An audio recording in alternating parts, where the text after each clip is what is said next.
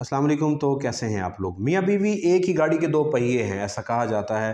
पाकिस्तान में तो ये मिसाल बहुत ज़्यादा अब सच साबित होना शुरू हो गई है, क्योंकि एक पहिए के ऊपर गाड़ी चलाना मुश्किल हो गई है ज़िंदगी की। यानी एक आदमी अगर कमाई कर रहा है तो उससे घर चलाना बहुत मुश्किल हो जाता है। जब तक उसके साथ दूसरा पहिया अपना कंधे से कंधा मिला के नहीं चलता, गाड़ी ज़िंदगी की नहीं चलती। तो घर की जो ख़वातीन हैं वो घर भी सँभालना होता है, बच्चे भी सँभालने होते हैं, और फिर इस तरह की जॉब्स नहीं पाकिस्तान के अंदर मुयस्सर जो औरतों के लिए बहुत ज़्यादा सिक्योर हों। तो वो क्या करती हैं, वो फिर घर में मुर्ग़बानी का शौक़ पाल लेती हैं। घर में मुर्गियाँ रख लेती हैं, परिंदे रख लेती हैं और कोशिश करती हैं कि हम इनके अंडे बेच के या इनका गोश्त बेच के हम 4 पैसे अपने हस्बैंड की कमाई में शामिल कर सकें, अपने बच्चों के लिए एक अलहदा से रोज़गार का ज़रिया बना सकें। लेकिन मसला ये है कि पाकिस्तान में ना कोई ऐसा अदारा है, ना कोई ऐसा इससे मेरे चैनल से पहले कोई ऐसा चैनल मौजूद था जो आपको हर तरह से गाइड करे कि घर के अंदर यानी बैकयार्ड चिकन को पालने के लिए आपको किन किन चीज़ों का ख्याल रखना पड़ता है। आप किस तरह से अपने घर के अंदर जो आपने 10, 15, 20, 50, 100 मुर्गियाँ पालनी हैं, बेहतर अंदाज में पाल सकेंगे कि उनको किसी तरह की कोई डिज़ीज़ ना आए, उनके ऊपर किसी तरह की कोई बीमारी का हमला ना हो, चाहे वो बैक्टीरियल हो या वायरल हो। किन चीज़ों का ख्याल रखना पड़े कि आपने अगर गोश्त के लिए मुर्गियाँ रखी हैं तो उनसे आप गोश्त ले सकें, सही टाइम के अंदर, मुनासिब टाइम के अंदर, मुनासिब फ़ीड के साथ आप उनका वज़न ले सकें।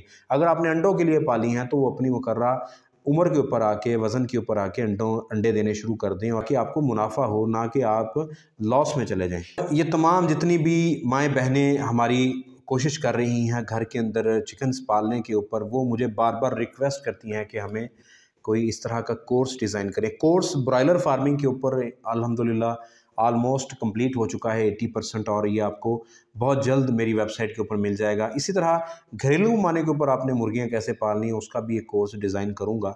लेकिन आज की इस वीडियो में मैं आपको 10 ऐसे पॉइंट्स बताऊँगा जो आपकी बैकयार्ड चिकन फार्मिंग के लिए बहुत ज़्यादा ज़रूरी हैं। तो आप अगर चैनल के ऊपर नए हैं, वीडियोस का टाइटल देख के चैनल तक पहुंचे हैं, से रिक्वेस्ट है कि चैनल को सब्सक्राइब करें। आपको इस चैनल के ऊपर 400 से 500 वीडियोस आपके चिकन्स, आपके पैरट्स, आपके पिजन्स, आपके अंडे वाली मुर्गी के हवाले से मिलेंगी। बहुत इन्फॉर्मेटिव चैनल है, इसको सब्सक्राइब करें। वीडियो पसंद आई तो उसको आपने लाइक करना है और घंटी के बटन को आपने लाजमी प्रेस करना है। बैकयार्ड चिकन रेजिंग या बैकयार्ड चिकन फार्मिंग के लिए आपने 10 पॉइंट्स में से पहला जो पॉइंट हमने मद्देनज़र रखना है वो है चूजिंग द राइट ब्रीड, यानी ब्रीड सिलेक्शन। आप कौन सी ब्रीड के ऊपर काम करना चाहते हैं? पाकिस्तान में 3 तरह की ब्रीड्स हैं।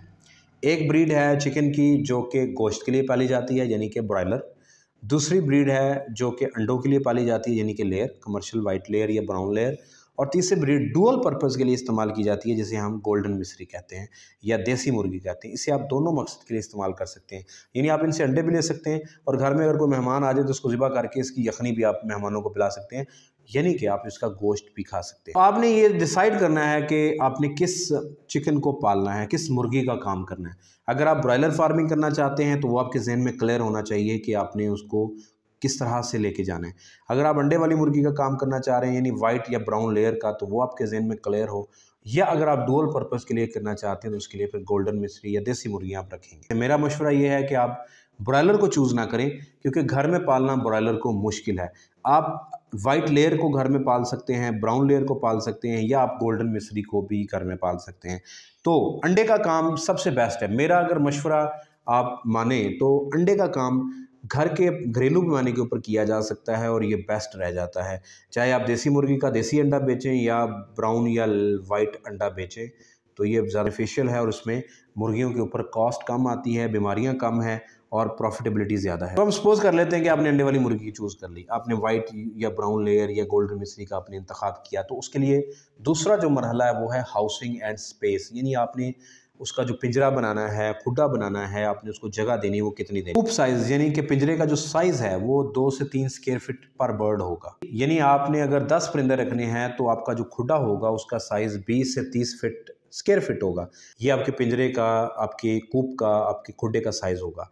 उसके बाद हमने जो घरेलू पैमाने के ऊपर मुर्गियाँ पाली जाती है उसमें बाहर का माहौल देना बड़ा ज़रूरी होता है। इसे हम कहते हैं फ्री रेंज या आउटडोर रन, यानी मुर्गी को खुला जगह चाहिए होती है जहाँ पे जाके वो अपने आप को डस्ट में, वो अपने आप को मिट्टी में वो खेलती हैं या वो चोगा करती हैं, तो वो जगह 8 से 10 स्क्वायर फिट एक मुर्गी के लिए, यानी 8 से 10 मुरबा फुट एक मुर्गी के लिए आपने देनी है। तो 10 मुर्गियां हैं तो 100 मुरबा फुट जगह आपके पास वो होनी चाहिए। आपने खुडे अंडे के लिए बनाने हैं तो एक खुडे को आपने 4 से 5 मुर्गियों के लिए बनाना है। यानी आपने अगर 10 मुर्गियां रखी हैं तो उसके लिए आपको 2 खुडे चाहिए होंगे, 2 से 3 खुडे, ताकि जिसमें जाके वो अंडे दे सकें।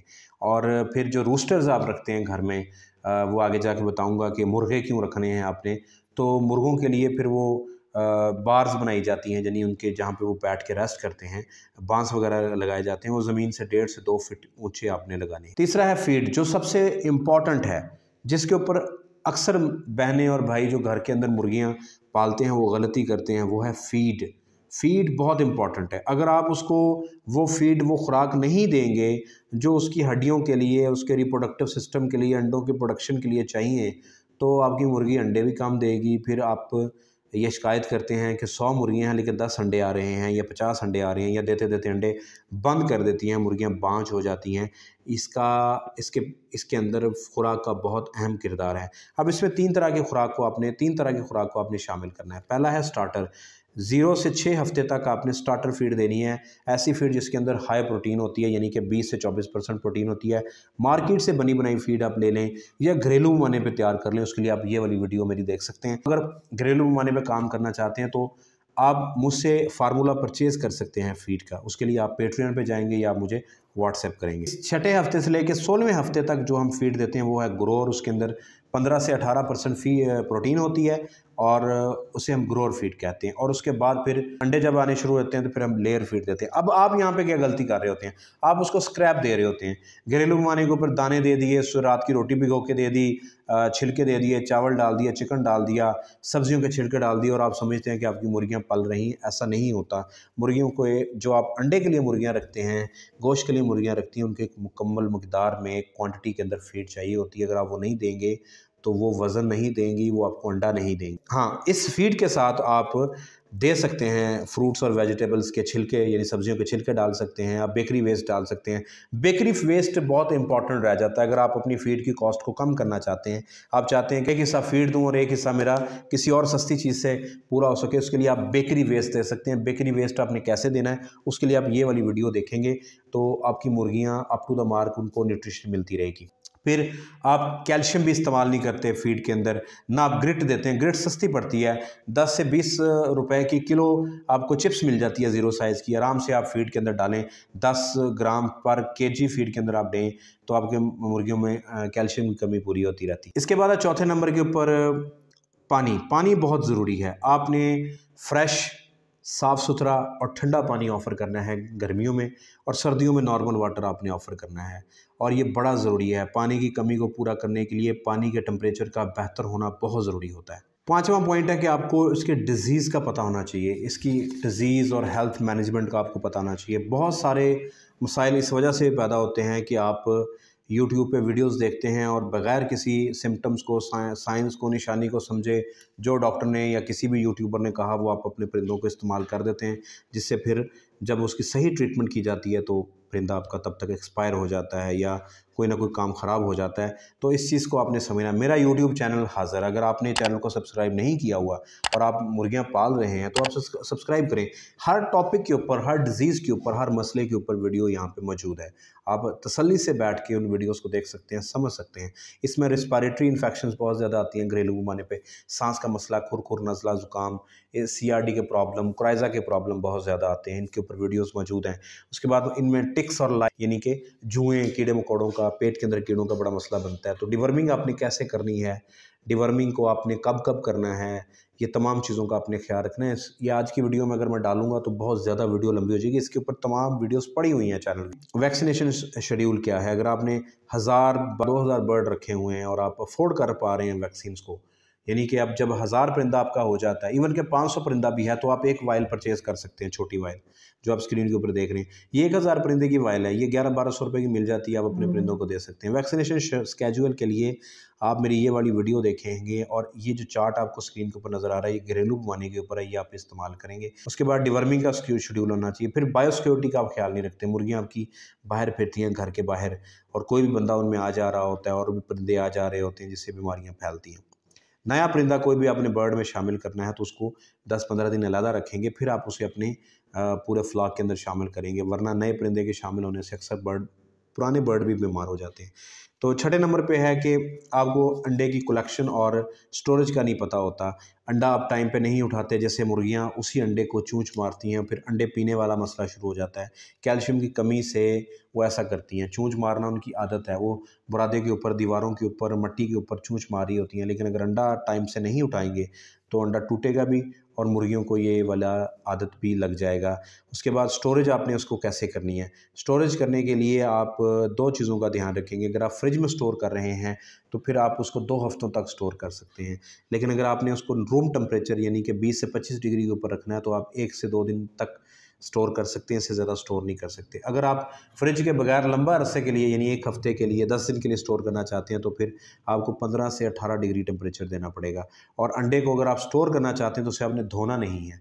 धोने से उसके ऊपर जो प्रोटेक्टिव लेयर है वो उतर जाती है, फिर उसके अंदर मॉइस्चर भी जाएगा, उसके अंदर बैक्टीरिया भी जाएंगे, फंगस भी जाएगी, अंडा ख़राब होने के खतरे बढ़ जाते हैं। 7वें नंबर पे प्रेडेटर्स। घर में जो मुर्गियाँ आप पालते हैं उनको बाकी जानवरों से भी खतरा होता है, जैसे कि कुत्तों से, बिल्ली से, चील कहते हैं उससे भी खतरा होता है और चूहों से भी खतरा होता है। तो आपने इसका भी इंतज़ाम करना है, जाली वगैरह का इंतज़ाम करना है। 8वें नंबर पे है बिहेवियरल और सोशल एक्टिविटी। जो घरेलू पैमाने के ऊपर मुर्गियाँ पाली जाती हैं उनमें एक डस्ट बाथ दिया जाता है, यानी ज़मीन के अंदर उनको मिट्टी के अंदर बैठना बड़ा पसंद होता है।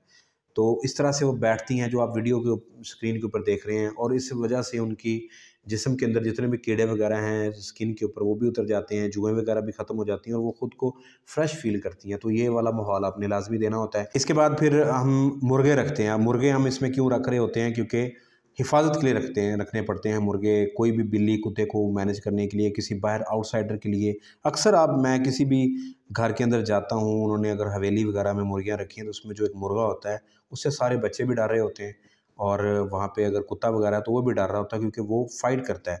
वो अपने फ्लॉक की हिफाजत के लिए हम उसको रखते हैं। फिर हमें पैकिंग ऑर्डर का ख्याल रखना पड़ता है। होता यह है, नॉर्मली घर में आपने 100 परिंदे रखे हैं तो उसमें जो 3 तरह के फिर पैकिंग ऑर्डर बन जाते हैं, 3 उसमें पार्टीशंस हो जाती हैं, यानी शरीका बन जाता है उसमें।